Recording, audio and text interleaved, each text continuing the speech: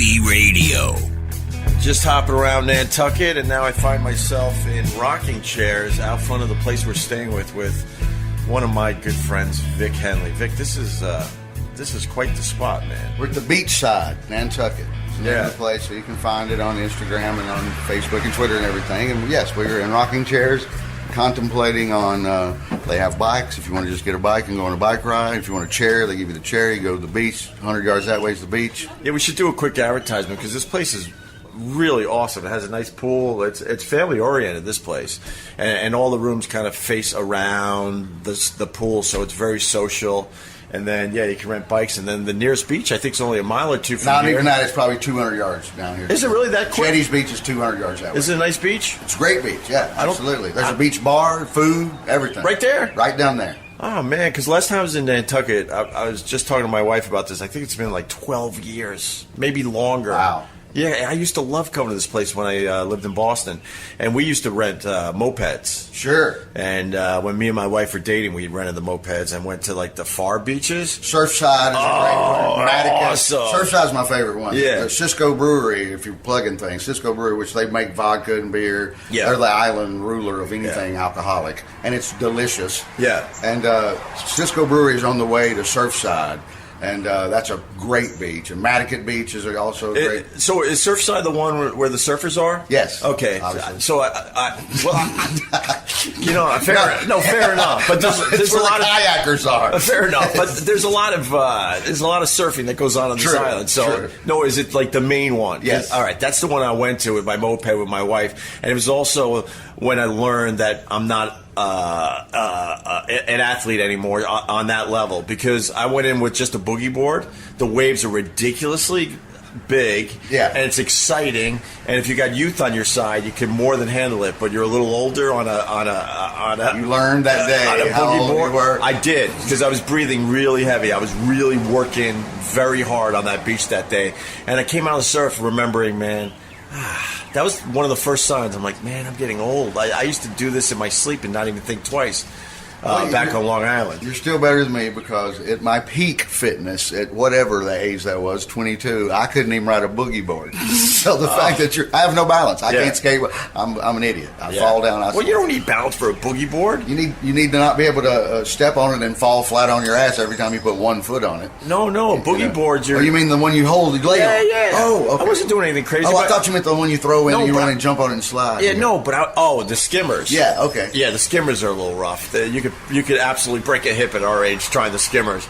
No, it's just a boogie board, but the waves are pretty tremendous, and they're far out too. So you get tossed around a lot, and you got to be in pretty damn good shape. So. There's two sandbars here lately down here at Jetty's.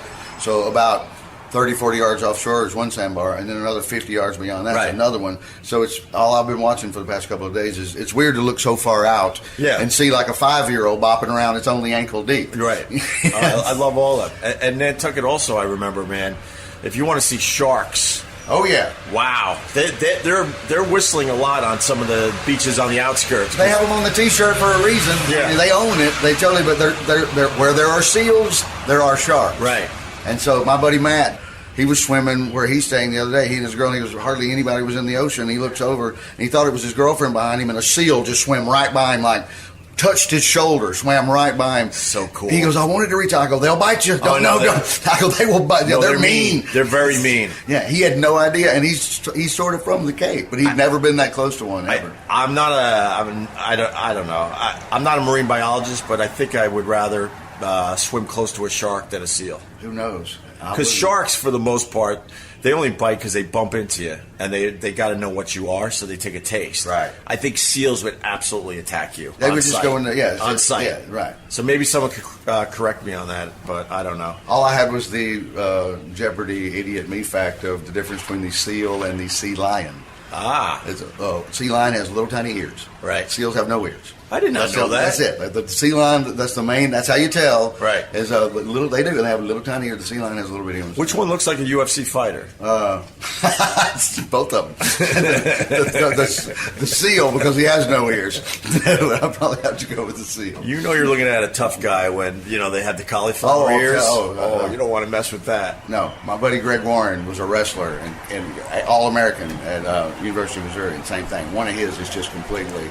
Just a mess? Yes. He's got jokes about it. He's real funny about it. Yeah. He's got all kinds of... Oh, no, those guys, they walk around, and that's a sign of, I don't know, pride, I guess. It's like the hockey player. If you're not missing any teeth, you ain't playing any hockey. Right. You got to be at least one. Oh, absolutely. Oh, absolutely. When are you coming in here with a full set of toppers? What's up with the flowers, man? Hydrangeas, baby. We were talking about this the other day a little bit. So the pink, and we have two colors on one bush. We have three. We have the pink, the purple, and the blue. What's the big deal if you got to pink, the purple, and the blue? Because they're supposed to all be, usually all come out one color, one bush. And so, but if you got the right yard man, you can get all the colors on one bush. Wait, so is that a rich status symbol to make sure you got all three colors on your bush? How much you got? You think you're spending money on your landscaper, look what I've got. Yeah. It just turns into, it's like everything on this island turns into a one-upsmanship. Sure. Somehow. I don't think there's a house on this island that's less than $1 million. Even these little tiny shacks, especially close to town. I was looking at some, you walk by those real estate places with the pictures on the glass. There's $30-40 million estates here, and they probably go way higher than that, right? They'll tear down a $30 million house to put up a $60 million house. Wow! Just level it. Instead of adding it on and just turning your 30 into a 60, right? Tear the whole thing down to the ground, build something new on the spot. And I bet you the real estate people here, they just make up a number. Sure. Because your clientele here, they don't care. They don't look at the price tag. My favorite thing about this is, when you meet somebody, the last name is usually the last name. Like hey, my name's Bill Campbell. Oh, as of Campbell's Soup. Oh, they're the main. Every time you meet someone, the other day, Flynn had lunch the other day with, I think, Fred Wrigley, the Wrigley family that owns the Cubs. Right. And everything. But if you know a Wrigley anywhere else in the world, you wouldn't even consider that it would be them. But if you're here, yes. They're the main. Yes. My name's Dan Reynolds, as in Reynolds Rap. Right. No, it's just every time, when in doubt, yes, it's them. It's basically how it goes. It's so crazy. Yeah. The one thing I love about Nantucket, I forgot all about this too, is all the vintage Jeeps that everyone has. And they're all different. Right. I was walking around with Carl and we were checking them out. Carl's been taking pictures of all the Jeeps. Every other one is like extremely unique and different. If you go to his Instagram, Sabor Chef, he posted a lot of the pictures, or you can Google image it. It's definitely worth doing because you're looking at Jeeps that look brand new that are from like the 70s, the 60s. Bob Lee from ESPN, it's his joke, but he calls it the gang warfare, and he's like, it's the Range Rovers versus the Land Rovers. That's gang warfare on Nantucket. It's not the Crips and the Bloods. It's not. Bob's other great line is he hosts we have 3 New York comics and 3 Boston comics on the Saturday night show here. We call it the SmackDown. Yeah, and Bob hosts every year for them. He's going to be dead soon. No kidding. The road runs out right there, so I don't know where he thinks he was flying by. Yes, he's about to hit sand. I used to feel sorry for those motorcycle crashes, but then you live enough and you see those guys weaving in and out of traffic, going 90, 100 miles an hour. You're like, I'm starting to think that they cause their own deaths in most cases. No problem. Maybe that's controversial. I shouldn't say that, but I don't know. Don't be crazy on anything. Right. And then I don't feel bad. If I feel bad for you if it's an accident, but if you're the guy standing on one foot and trying to do a wheelie at 90 miles an hour with no helmet, then okay, fine. Those videos are pretty cool to check out. They're amazing. They're kind of cool. I agree. Yes, I agree. But it makes me nervous. Did you see that Evel Knievel horse shit the other night? I thought it was in your wheelhouse. I thought about it, and then I enjoyed watching the trailers for it and seeing the original crash and all the bones that he broke and everything they pointed out. Yeah, of course. But I figured he'd make it. Pastrana's done a lot of crazy things. I figured he'd be all right. He has, and you got to give him credit for that. But those 3 Evel Knievel jumps, they were basic and easy. Right. Because it's all science now. Certainly. When Evel Knievel did it, we all watched because we knew he was going to crash. And Evel Knievel understood the crash was really important, right? Could have cared less. And the ramps he used, like Evel Knievel had much narrower ramps Now they're using these ramps where they're as wide as like I don't know, a landing strip. Well, and the material, the physics, the engineering, the materials, it's 45 years more modern, so it really reduces the... Right. I mean, Evel Knievel had experts for the time, but they didn't have computers and all that, and a lot of times it was like, I don't know, I guess if you could get it up to 75 miles an hour when you hit that ramp, we should be good. We're hoping. Yeah, there was a lot of, we should be. I still love that movie, the old movie from the 70s. George Hamilton plays it. Terrible. I love it, in the cheesy bad way. I still love it in the cheesy. Of course. He's standing there at the beginning of something. My brother thought it was cool that he would, somewhere in the first 5 minutes, he's standing there and he's like, fear is not in my vocabulary. Yeah. I got to see that again. It's awful, like you said, but I mean, it's cheesy 70s bad, I think, in a good way. Yeah, Evel was the best, though. Bobby Knievel. That was his name. And Robbie was his son. No, I know. Yeah, but they didn't even mention Robbie Knievel. Which I thought, and he did all of his. I think he also jumps. did. Yes, easily. I think. I didn't think that was that new a thing for Pastrana because I thought Robbie Knievel had also. Robbie did all the jumps, but how they spun that was like, well, these jumps. They didn't even mention by name, but they're like, well, these jumps may have been done since Evel Knievel, but they haven't. No one used the equipment that's kind of close to when Evel did it. Like the bike was heavier and all that, but that's the difference between being, Evil and Robbie. Right. You just never, even though you're doing it, you might as well be Don Ho's son, John Ho. Yeah. Well, yeah. Trying to be the king of Hawaii. There's only one Don Ho. Well, I mean, Robbie's jumps were more impressive. I think so. Yeah. But he had science and computers on his side, and that's why he wasn't as successful as his dad, I think. And I don't think he had any major crashes, did he? I don't remember. Yeah, I don't remember that. Possibly. You think Evel Knievel, and you see the slow motion footage of him going over the handlebars. The legs going, you literally can see every bone in both of his legs breaking. Right. Shattering like glass. And then the one at the Cow Palace in San Francisco is also another classic. Of course. Those are the Caesars and the Cow Palace, I think, are the two I think the Cow ones. Palace was the one where the bike kind of landed on him. Yes, I think so. I think that's the slow motion one where the bike had a mind of its own. It's like, you think this is bad Evel? Watch what the bike does now, and just tumbles over him a whole bunch of times. But then when you think Robbie Knievel, you don't have any memory of a classic crash. So. I remember sailing through the Iron Landing. Yeah, basically. What were you saying before the motorcycle guy went by? We went off on a tangent. The comics. Did you finish that? Oh, I was going to say Bob Lee. We were talking about the games. Yeah. Okay. And, no, Bob's jokes. He hosts for us, and his main joke that he won't do it every year. He saves it like a good comic. He waits a couple of years and he'll bring it back out. But he's like, "Welcome to Nantucket for the annual running of the white people." And then he has the gang warfare. It's not the Crips and the Bloods. It's the Land Rovers versus the Range Rover. And then I'm trying to think of the other one. But he's got 3 or 4 good staples. He's a great guy. And it was funny the other night. ESPN doesn't have the World Cup for the first time ever. So Bob, the voice of soccer in America for 35 years, he's antsy. He's got nothing. So it's funny to watch him, and he wants to be mean to the people on Fox, but he's so nice and classy that it's funny to watch him. Because that was his gig. Yes, that was his. So I asked him, I'm like, "Are you watching this?" When it first started 3 weeks ago, I go, "How many?" First of all, am I the 800th person that has asked you, "Are you watching this?" Yeah. And are you? Yeah. And he wrote out 643rd. Asked me, and he goes, "Yes, I am, but I'm watching on Telemundo." And I go, "Me too." Because I do try to watch a lot of the games on Telemundo. But why watch on Telemundo? Just because they're more exciting? Yeah, and they know more about the game. They're more informative. Yeah, but you don't know Spanish. Bob knows enough that he can actually listen. Oh, okay, right. And so I don't care. I know cabeza means head. Right. You figure that out. So why do you like soccer so much? I still can't get into it. I watch a little World Cup like everyone else, and then when the World Cup's over, I say to myself, I think I'm going to start watching more. Was that Ron White on a moped holding his hat as he goes into town? Could have been. I'm serious. That was Ron White. He had his hat on yesterday when we saw him. It's totally possible. Ron White just went by on a moped holding his hat so it doesn't blow away. Was there anybody else on it with him? No. Oh, I don't know that. It might not have been. It might not have been? I don't think he was. Well, you know what? There's a lot. Said, is there a hot chick driving? Then yes. Okay. Well, there's a lot of guys on Nantucket that look exactly like Ron White, true. so that could have been anybody. True. But he had a huge beach hat that was probably $1,000 hat that this guy was holding down as he flew by us on a moped. Those shoes, remember those shoes we saw him they had on the other day? They are one of a kind. He bought them in town.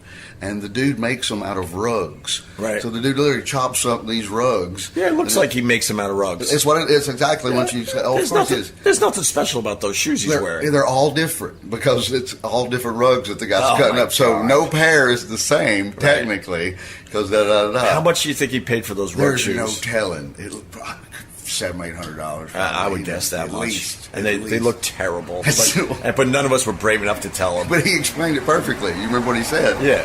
But he buys the crazy tacky stuff and only wears it in the place. Right. And then he'll probably never wear it again. Yeah. So. Will he take it home with him or will he just leave it? Who knows? He does a lot of both. Right. I've seen him call back and have things shipped to him. I've seen him never think about something else again. Well, I mean, he has a very disposable lifestyle.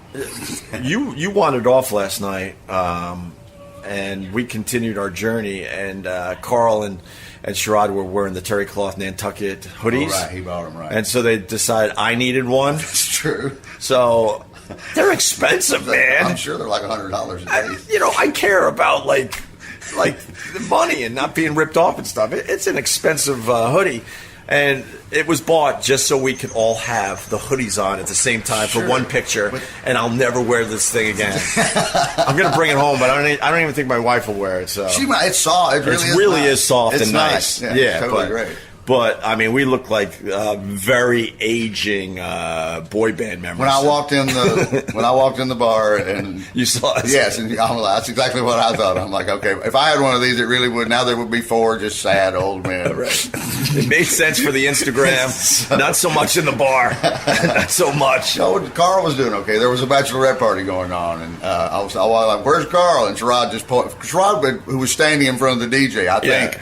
Oh no, Sherrod was holding court, yelling over, telling the DJ what to play. Also, oh, he was. Yeah, I think so, and holding court. Sherrod's a lot of fun, man. And then Carl was right in the middle of like 7 of these girls. Yeah, of every shape, size, religion, every shape and size, national origin, sexual origin, whatever you want to call it. But having a great time. I got to tell you, and then he just vanished. He went into the wind pretty fast. Yeah, he did an Irish exit. I think the highlight of the night for me was we were all kind of hanging on the dance floor or on the outskirts, it was a lot of fun. And next thing you know, like, there's space being cleared on the dance floor, and there's 2 very hot girls just completely making out. Oh, yes. And everyone just formed a circle around them, and they did not care in the least. No. Right. That was a wonderful treat for everybody. I forgot about that. Yeah. No, I went out for a second and came back in, and that was going on, and I had missed it because I'm like, "What's everybody?" Oh. Yeah. No, that was. I thought it was a Soul Train line for a second. No, it's not. No, that was impressive. So why do you like soccer? Oh, because I love it. I love asking people why they like soccer because it's a sport I just simply never really got into. Some of my idiot friends in high school down in Alabama, most of the high schools wouldn't sanction it. So you're not going to be. They would sponsor the 9th grade girls volleyball team and get them uniforms. You played the other high schools in the area, 9th grade girl volleyball. But soccer was the one that you just had to be a club status. And you just had to own your own, round up the games if there was another club at around the house. So 2 or 3 of my idiot friends who I was really close with, they did this. And so you'd go out there, it's like worse than an intramural. You'd go out there and there'd be like 17 people standing around watching the soccer game. Right. And my one boy, they had a girl on their team, and she could school anyone in the county. And she ended up going like scholarship and got out on like a D2 scholarship. But so we always thought that was cool too, because anytime Sachs was playing, that was the name of their school. Yeah. We wanted to go see Susan Clark. So I don't care what sport it is. You got a girl out there playing any sport with the boys, and she's schooling the boys. Oh, it's the best. It's really enjoyable. Absolutely. To watch. So that was my little intro into it, because it was a bootleg thing that nobody in the South gave a shit about. And then I got to college and met some other people. And then when I started doing stand-up, in '86, it was in Mexico. That was a Diego Maradona hand to God, where he punched in the goal to win the championship, and they didn't call it. And I was living, these guys I used to live with in Arizona, and that's where the Telemundo thing started. One of them was half American, half Mexican, and that was we got a rule. We wake up, we start drinking beer, we put on Telemundo, we watch every game. And I was in town working at the time, so I spent like 3 weeks in a house with these guys watching the World Cup on Telemundo in '86. And they were explaining it to you? They explained the whole thing to me and told me about offside and this, that, and the other. And I just fell in love with it. And ever since then, I like the World Cup. I like the European Championships, and I like the World Cup. Right. I don't watch the Premiership or any local leagues. Right. I think it's hilarious that MLS gets these guys when they're at the end of their careers. Right. Beckham's coming when he's 47. Yeah, no, I know. You know, that's the mistake America's making, because they always feel they need the headliners, always. You know what I mean? Instead of maybe some of these younger guys that maybe don't have as much heat in the States. Offer them some money and establish some precedents. Yeah, but of they course. won't do that. And it's absolutely adorable on Fox to watch the World Cup. And then you watch some of the most elite teams on the planet Earth. And then in the afternoon, because of the time change, they go to MLS. Yeah, yeah. And that's just a farce. I mean, to me, to be able to watch Belgium and England and then flip over and watch these guys that can't even, kick it to the guy 5 feet away from them. We have a giant country and we can't feel the team. It's amazing to me. We just can't feel the. And with all the immigrants that we have in America, you would assume we could kind of mix and match and get a decent team together. Because that's why it should be from the ground up affordable to everyone. But it's a mom driving the kids around to these elite team leagues. Right. You can't get the immigrants to play. Right. Their parents are working. They don't have time to spend $1,500 and get their kid in these elite leagues. So it turns into a white kids only privilege riding around in a minivan sport. You're not building up from the roots. You go to any country on the planet Earth, you go to the poorest neighborhood in the world, they're kicking a soccer ball around the street. Yeah, but wouldn't you want for bragging rights to grab one of these kids and throw them on the elite team? Absolutely. That's what I would think. There's a spider on your rocking chair. Klinsmann. I'm going to take care of you. Look at that. It's making a web. It's making a web around my pal Vic Henley. I got to tell you that your voice fits nicely with the rocking chair. Well, yeah. I've sat in front of many a Cracker Barrel. Yes, this is.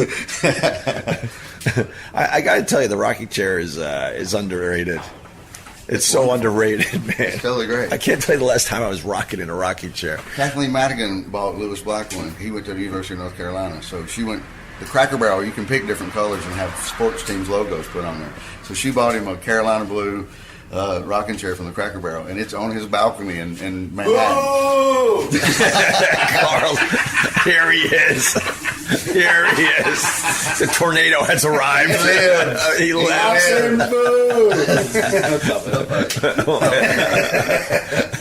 What are you guys doing? We're just chilling and rocking on the rocking chairs outside this fine joint, man. Where were you?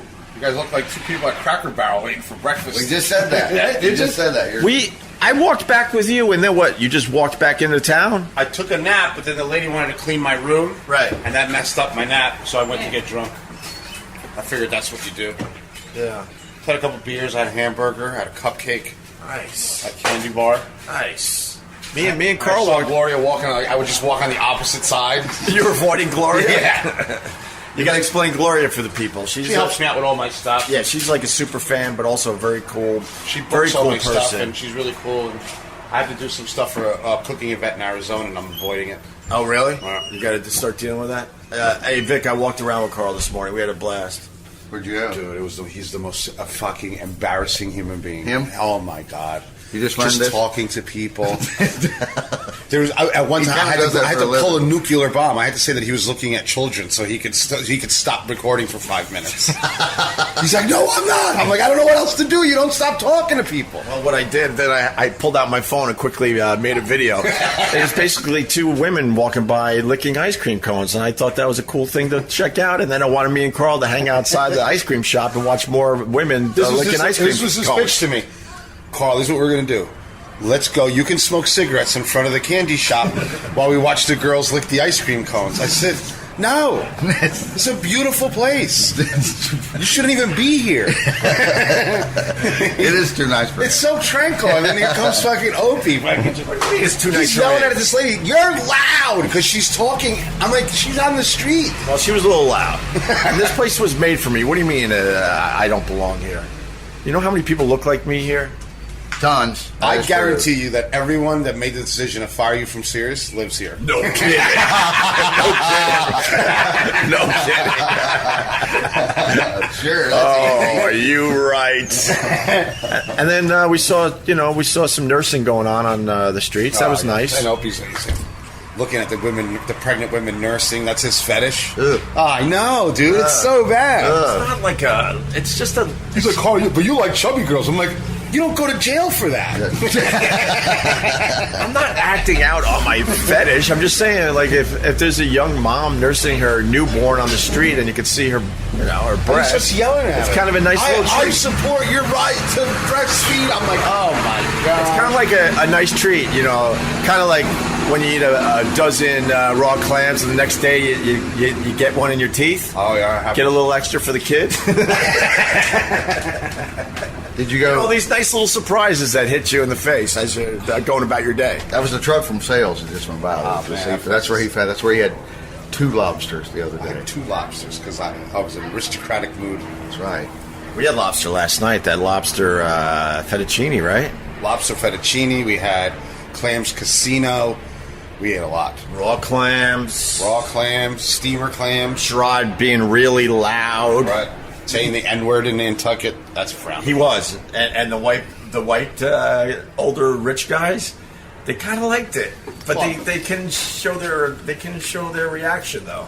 Well, the last time they were able to say it out loud here, they were wearing white powdered wigs. I mean, they were still bringing whales in. Yeah, they were negotiating whale oil prices down at the pier. When you see the old rich guy walking into some of these restaurants with the salmon pants and the sweater tied around his Carl was doing that the other night. shoulder. Right, yeah, but now they're starting Did Vic ever tell you the John Kerry story about the sweater? I'm not sure. It's a best. All I want to say, it's no big deal, so we can move on. It just gives you douche chills every time you see one of these guys walk in like that. It is, and we were at what he's talking about. We were at a cocktail party here once, and someone behind me is very animatedly telling a story, and I'm getting some elbows in the back. And I turn around after about the third one, and I just see it's a tall guy with gray hair, and he's wearing the sweater like that. He's got it draped around his neck, and so I'm about to go, hey man, and he realizes that he's hitting me, and he turns around, it's John Kerry, and so he goes, sorry, and I go, oh no, I go, you know what? Since we're talking now. I point to the sweater thing. I go, you got to get rid of this. This is everybody. This is awful. This looks like you're being strangled by an invisible man from behind. I like that. And John Kerry, no hesitation, reaches up, pulls the sleeve up. He still leaves it draped over him, but he takes the tie part off. But he takes the tie part off, where now it's just dangling down. And he goes, "Is this better? Are you okay with this?" And I go, "It's completely fine." Why do you think they do that? It looks ridiculous. They got so much money. They don't give a crap, right? And that's the second part of the story. I go, "Well, what were you?" At the time, he was Secretary of State. So I'm like, "Is this something?" You're all wound up about something. Is it something political? Can you tell me something? He goes, no, it's got nothing to do with this. It's my boat, and they pay a fee to have their yachts here between like Memorial Day and Labor Day. You pay a flat fee for the whole season. You park your yacht out here, and that's how it goes, right? So, but if you bring it early or you stay later, they start hitting you up like a parking ticket, and you can end up paying more for 10 days than you did for the whole 90-day season. So he explains this to me, and he goes, my idiot crew bought my boat up here 12 days early. And I go, can you tell me? I go, do you mind? How much does that cost you? He goes, it's like $480,000 for the 3 months, but the extra 12 days cost me $690,000. Oh my God! so I turn back around and I go, here, take it all out on me. It's okay. I can go back to hitting me for $690. You can beat the piss out of me. Jesus Christ! You know he went. Terry, I need a check for $700,000. Of course, you know exactly.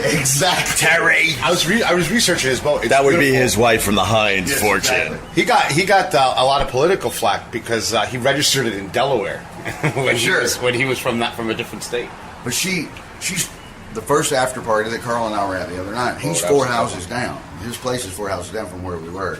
And on the mooring thing out front in the water, it says Heinz. It doesn't say Kerry. It says Heinz. So that's probably her house for sure, and has been her house for who knows how long. Well, as long as they want, they invented fucking ketchup. That fucking rocks. That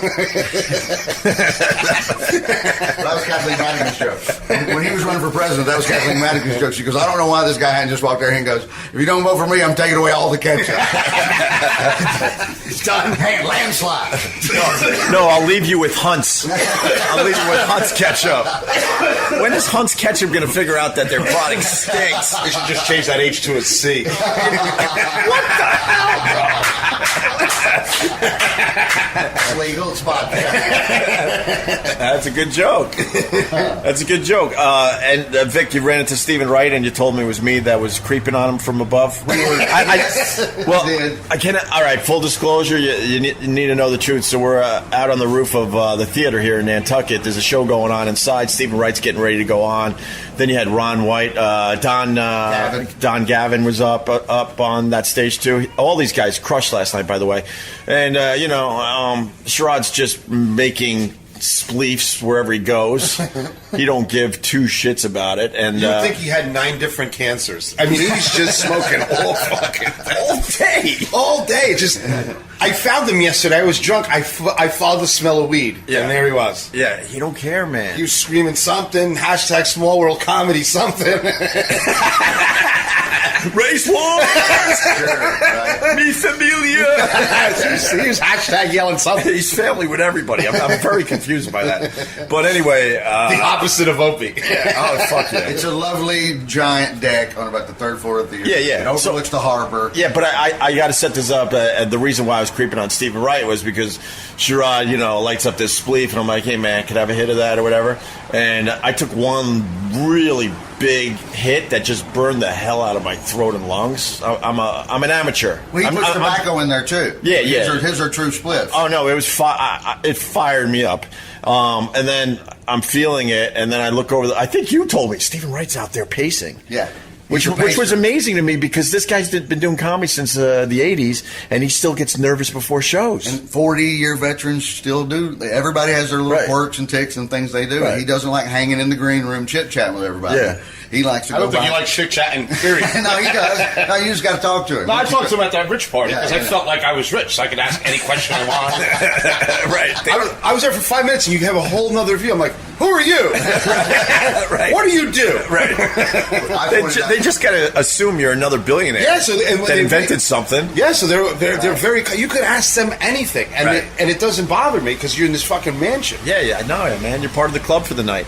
So we saw him. He was out in the alley and just pacing and pacing, going through his act in his head, kind of mumbling to himself, going over the bits. Yeah. And I go, look here. He's a pacer. Yeah. And then you started. Well, then I decided. Opie takes over. Then I decide I got to film him from above. It's on my Instagram, Opie Radio, and then I start calling out his name to the point I think he started thinking he might be hearing voices because he couldn't really figure out where the voice was coming from. And then I finally gave it away. I'm like, Steven, up here. And he looks up all like, hey. And then I said who I was, and I don't know if he heard me or he did hear me and doesn't give two shits, but he then walked back into the green room because he was going on stage any moment. But you ran into him after his set and told him? Yes, I saw him at the after party, and I just went over. I go, hey, earlier when you were out there pacing around, he's like, yeah. I go, the idiot that was yelling at you from up above, and he goes, yeah, what was that about? And I was like, it's Opie from Opie, and I think he did the show. He was, oh, I love that guy. He's a great guy. I go, well, he goes, were you telling him not to yell at me? And I go, yes, I did. I told him to stop it. He goes, he didn't stop it. He kept doing it. And I go, well, then when you looked up and he saw that it was freaking you out, it actually made him stop. And he goes, you should have let me know. I would have gotten in on the gag. He said, That's awesome. Let me know. I would have gotten in. I'm bummed because I went into the theater to see Stephen Wright because I haven't seen him in years. And it was unbelievable. He crushed. And because I was watching him from inside, I didn't get to say hi to him, man. Yeah, you guys drifted off and missed the after party. And then he left. No! We have a bone to pick with you.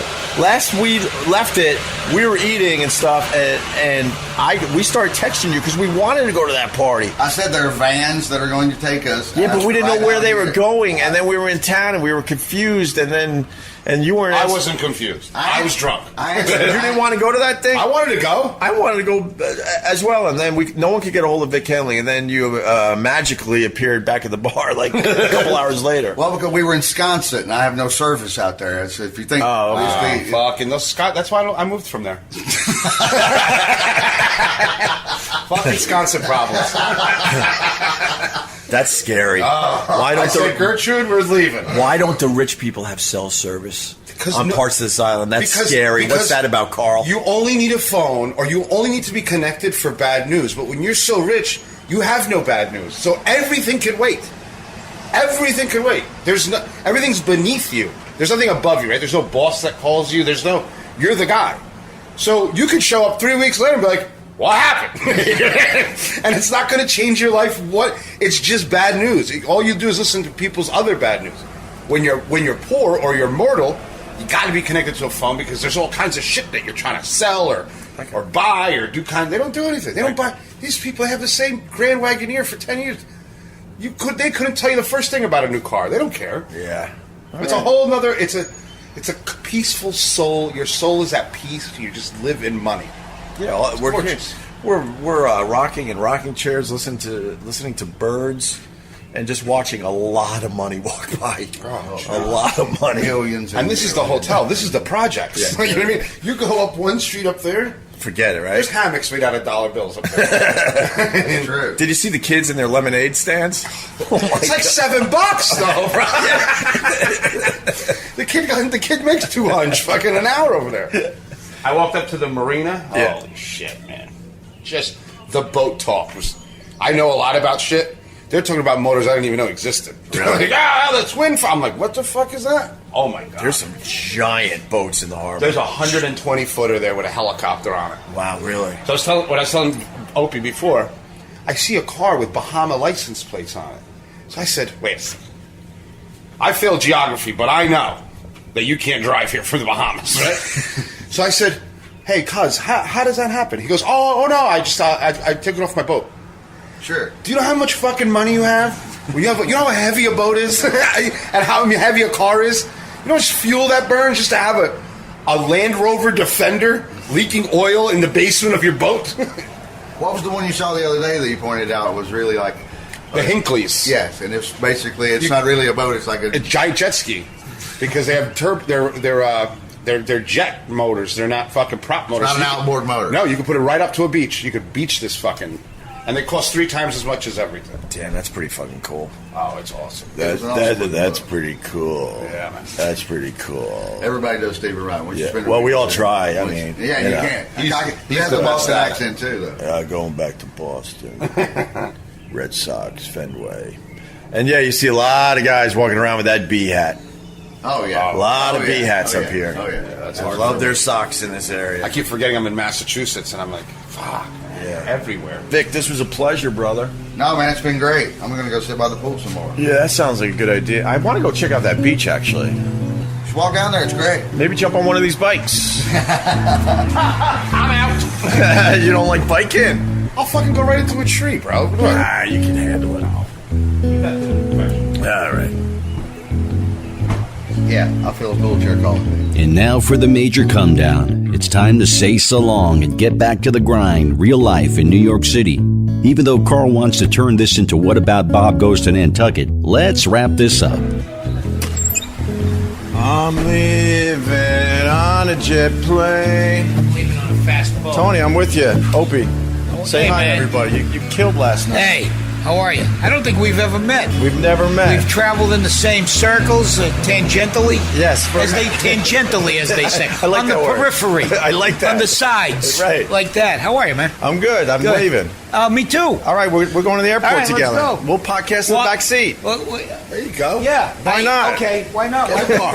Get a car, cuz. Technology. Carl, I'm out, brother. Hey, be good. I think we conquered Nantucket. What do you think? Oh, man, I'm so fucked. I'm hungover. Really? Look at my face, bro. I'm like, It's all swollen and like shit. I was on the bottom of a lake.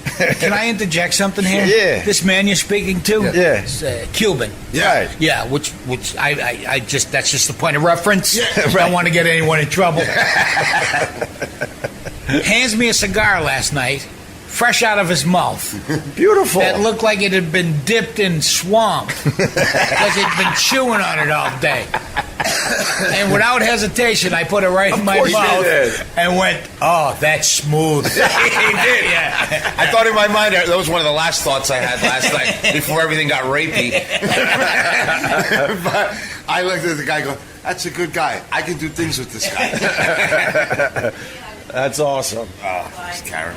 There's Karen, who put the whole Nantucket Comedy Festival together. Karen, thank you once again for having us. You're welcome. Thank you guys for coming. Oh, it was great. We had a ball, man. We'll be back next year. Every time I see Karen, I'm like, fuck, I married wrong.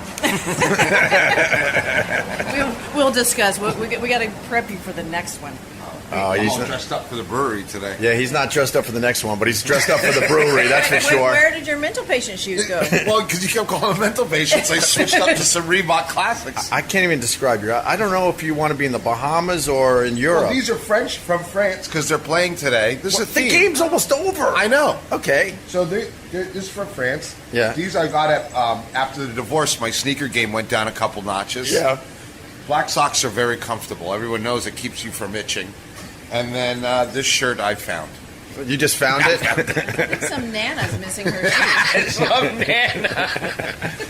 All right, I think we did it, Karen. Thanks for having us. We're going to be back next year. Please do. You have no choice. No, I'm sorry. I want y'all to come back. We fell in love with this place. No, it was awesome. After not being here for like 10 years, I fell back in love with Nantucket. Oh, God, And this is perhaps Opie. my kids will do something else, Yeah. illegal. That was fun on the podcast. I love They this. crushed on that stage, No, man. they're good. No, So. Mac had a good time in Germany. Right. He said, I just wanted to enjoy the culture. Of course. A little underage drinking never hurt Never anybody. hurt anybody. You know, the drinking age there, he was legal there, but he wasn't legal with Yeah. the teachers. We went over that on It was stage so- last night. But I told him, I have no problem with the beer. You're 16, have a beer with me. Right. It was the timing of the moronic decision. Ah. Yeah. Oh, there's the fire And then tour. it cost you $1,400. The Nantucket Fire Tour. Oh, you're missing the Nantucket Fire wasting Tour, my are time you? with this- It's got a bell and everything on it. No. Oh, Ryan Reese, say goodbye to us. All right, Champ. boys. Safe travels. No, he's staying. I'm here. Staying? Yeah. Giving up life on the well, mainland? there's a party in April that I'm staying for. I don't know when. catering gig? I don't know when Carl's going to go home. I don't care about Yeah, going he don't home. get- There's no home. Where am I going? So stay here for a few might more stay. days. I Why might. not, I might. man? Ryan, pleasure Hey, meeting you. I'll see you back in New York, yes, all right? I'm going to run in town and get some seafood. All right, Yo, we're Ryan. going to the brewery. I like two. I'm going to be on a plane, man. All right, Just I'm running going in. to the brewery. Are you going fast? Yeah, I'm just running in. All right. See you later, Ryan. Be Ryan good, Reese, brother. really funny comic. He crushed it, too. He was fun. Carl, we All did right, it. Be good, brother. Love you, buddy. For real. You know What's that. up? Next stop, Philly. Hey, can you take a picture of me and Opie with that stupid podcast thing? Oh, my God. Tony, I'm sorry. Tony, what's Tony, I'm sorry. It's just me. You've got things to do. Okay, thank you. It's just a quick pic. Tony's waiting in the car. We're going together. All right. Podcast. Podcast. All right. All right. Mental thing. See you in Philly, Carl. Bye, Greg. All right, bye, Karen. Cuz, nice to meet you. Thanks. Me and you, Tone. I don't even know you, I'm but only going to the ferry. is that all you're doing? I'm taking the high-speed ferry back to Hyannis. I'm taking the trade winds where it's a roller coaster in the sky. Have you ever taken? I this? have done the ones where they ask you how much you weigh Yes! when you get on. Yes! Yeah, at that first question, I'm out. You know what I mean? Yeah. If the fact that I had a cheeseburger for lunch is Sure. going to determine whether we're going to make it from one hunk of land to another, Of course. I'm out. You think everyone Yeah. lies about their? Everybody That's does. what I'm thinking. Right. So you think they like factor in the fact? Of course, Okay. they know you All fudge. Like you've seen people up in the front. They Right. go, "I'm about 210." You go, "Come on, no. Right. You're $1.50 all day if you're that."